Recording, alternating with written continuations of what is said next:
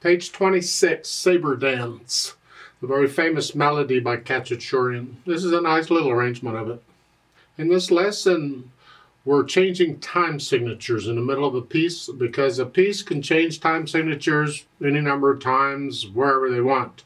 They have to do it at a bar line, at a measure line. They can't do it in the middle of the measure, but otherwise that. So you can change clef signs anywhere, but time signatures has to be done at a bar line. And I'll talk about the time signature when we get to it. So let's look it over. It's 2 pages long, more or less. The clef signs are treble and bass clef, at least to start. There's one sharp in the key signature, so it's either in the key of G major or E minor. We look at the end, the bottom page 27, we're here. It's a G major chord. I'm guessing we're probably in G major, but do the scales for both G major and E minor, just like I explained in the video for those scales. And the time signature to start is 4/4 time. Let's take it one hand at a time. I got some suggestions here. It starts out with right hand on B and F sharp, and then a 4th finger. So, because really it would be here, but we're just going to come up to here. And it's just back and forth. Try and use the wrist for this on here. And then the second line, second measure, you just reach up here. Is E, F, E sharp. These 3. So it's 1 and 2 and 1 and 1 E and a 1 E and a. I do 1 and 1. And you're doing this for a while. 3rd line is here 3, 2. See, this is a sequence going down here in the 3rd line, 1st measure. This. Just 2 notes at a time going down. It's a sequence. It's a pattern of notes that repeats itself going up or down the keyboard. That's a C. We like to finger each of these patterns the same, and we are here. It's 3, 2, 3, 2, 3, 2. So good fingering. Now ain't no thumb because the next one I got to come way up here, and thumb I can get a little closer to go up here. Here, and that's a 4 E and a. 4 E and a 1 here, and then next line you just come down here. Now it's an A, it's a D and an A. Same thing, now we're on different notes. And the last measure then is 2 here. And then on page 27, second measure, the first line is sequence again. And about here. Now, in the second line, first off, they don't need the natural sign. It's a natural anyway, a B natural, but they're being clear. You just had a B flat. So they want you to make sure you play a B natural here. It's okay. It's just not required because some publishers might not give it to you. And you need to understand it's a B natural. But now we go into 3/4 time. We're just going to keep the pulse the same. We're just counting to 3 instead of 4. That's all. So it's just 1, 2, 3, 1. 1. So I've changed the fingering in the book is fine. 3rd line down, you have 2 B's, and I'm changing hand positions on them to get ready for what's coming. This 3rd line.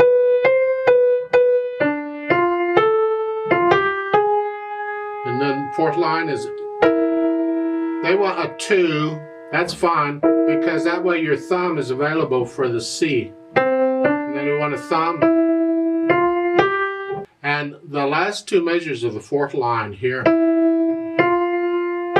that's okay. You can use that fingering. You don't have to. You could just stay in this position for the 4th line down. You're here, and just come down here and stay in this position, and then crunch up. Use 3 or 2 for the next line. I don't know how big your hands are. If you can play the E flat with 2nd finger and still reach the C, that's fine. Otherwise, you got a thumb on it. Here. Here. You work out a fingering that works for you. Just do one where you can connect the notes, pretty much. Left hand just got an 1/8 notes going on. I'm just rotating here. I'm not holding the hand still and trying to use the fingers. I'm rotating here, just passing weight from one finger to the other is all it is. Down to the last line on page 26. It's here, 4th finger, that's fine. 4th. neutrals all through there, and then page 27, second line, you're back here. So much for the left hand. Let's put the hands together. On the first line, last measure, where they're playing, it's just eighth notes. Yes, I know. That's what he wanted. That's the sound. Second line, second measure, it's all it is. You don't have to go that fast, of course, but you put the hands together slowly and then work out the hesitations slowly. And then we can think about the articulation. A lot of times when this should be staccato.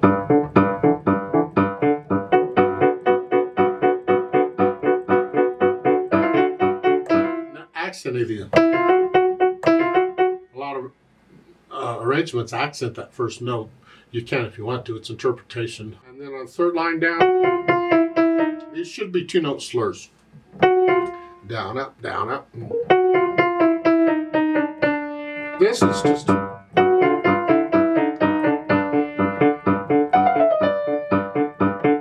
pretty much it. Now when you get over to page 27, second line, this is all very connected. Very smooth.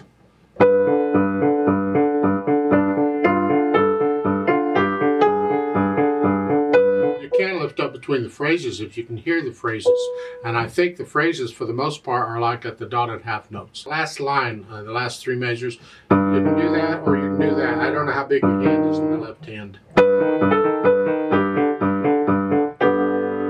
Yeah, that's sort of the piece. I went through that pretty quickly, but the idea is you have contrast at the beginning of this and this other very smooth.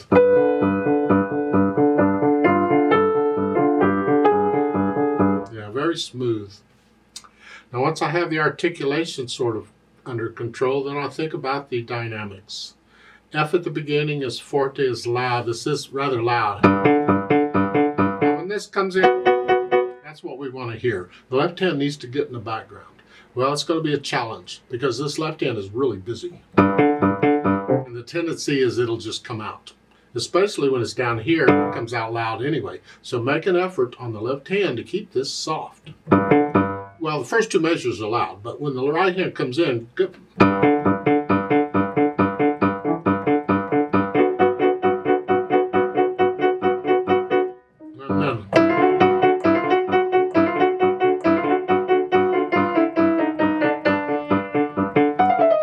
And on page 27 in the second line, the second section, you see the double bars at the end of the first line on page 27? That's the symbol where you're leaving one section and going into another. It's like a different chapter in a book or a different melody, a different feel probably. Well, this is very soft and sweet here.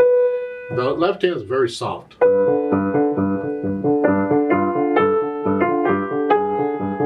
Now I want to mention on this time change, when we go to 3/4 to 4/4 or whatever, there needs to be something common in most cases between the time signatures to keep going, something that kind of links them together.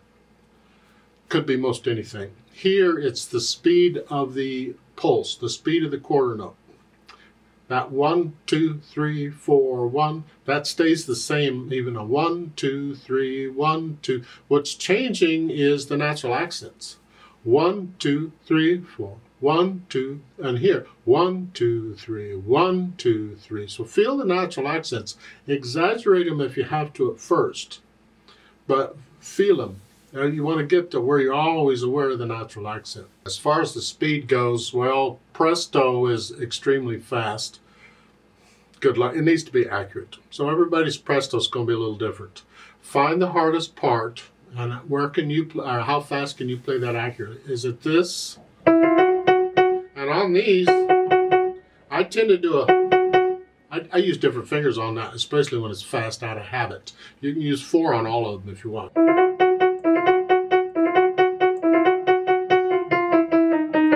Just keep the wrist working here. Don't tense up. What is this? How fast can you play that?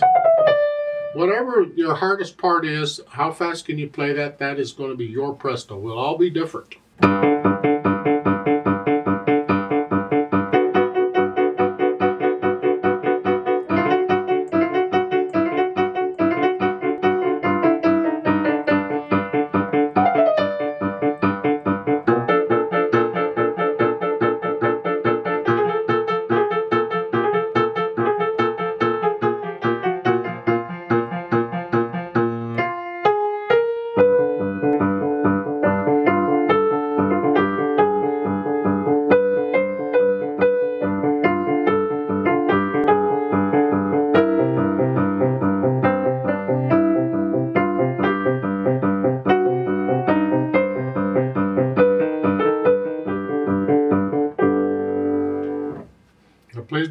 copy me. You don't have to go that fast. You can go. If that's your presto, that's close enough. You do you on that. However, let's play it together very slowly and check the notes and the rhythms. Now this is after you can play it at least slowly with no hesitations. We're just checking notes and rhythms. Not going to do any louds and softs. I'll give us 4 counts because it's 4/4 at the beginning. 1 and 2 and ready and go and.